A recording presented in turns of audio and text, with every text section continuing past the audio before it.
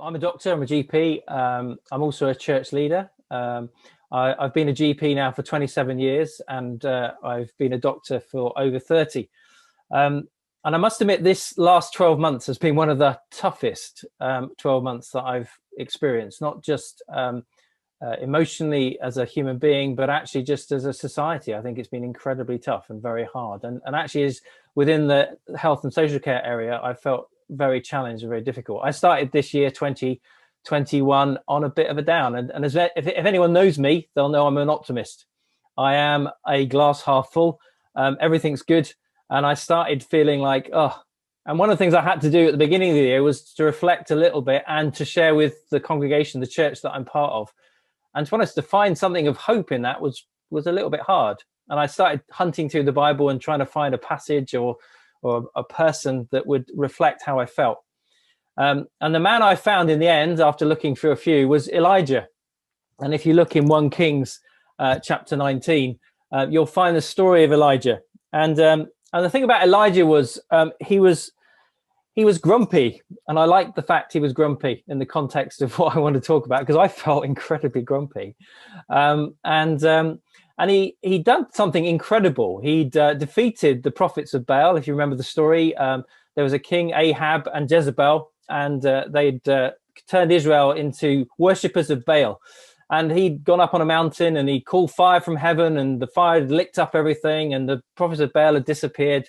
And he was feeling, well, probably victorious and happy at that point. And then suddenly there was this news that Jezebel wanted to kill him, and he ran away.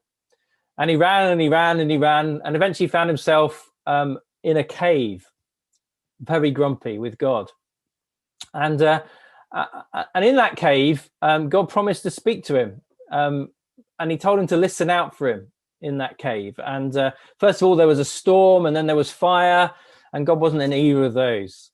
And then there was a gentle whisper, a silent, quiet thing. And God was in the whisper. And he knew at that point he needed to come out of the cave and listen to that whisper.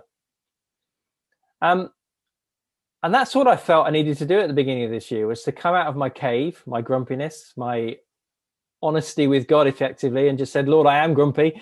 I don't like what's been going on in the world, and I'm going to have to listen to what's going on out there. And the whisper I heard, which I share with my church, was the whisper of all the over 80s coming back from their COVID vaccinations with joy.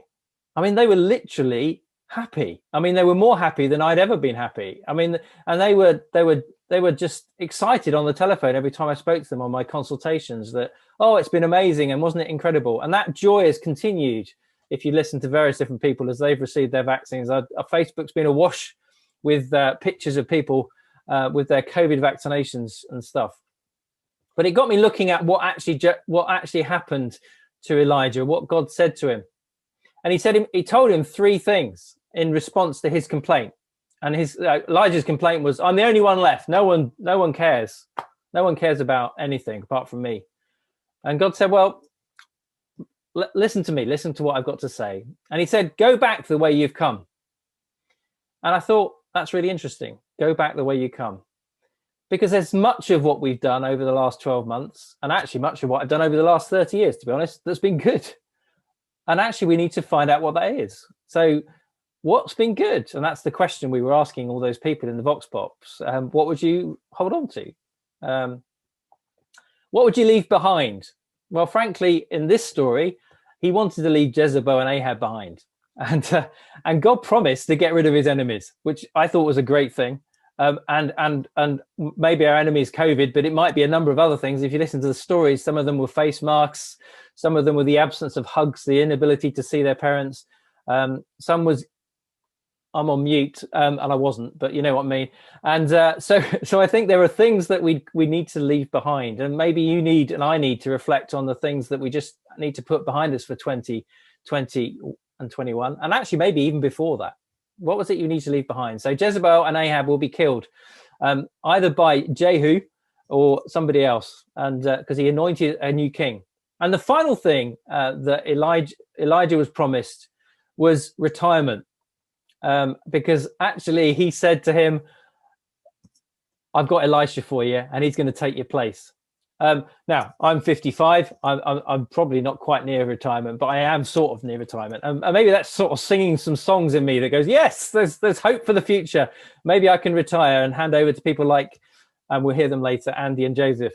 But actually, in the context of this, I think what I would say is that God wants to hear our complaints.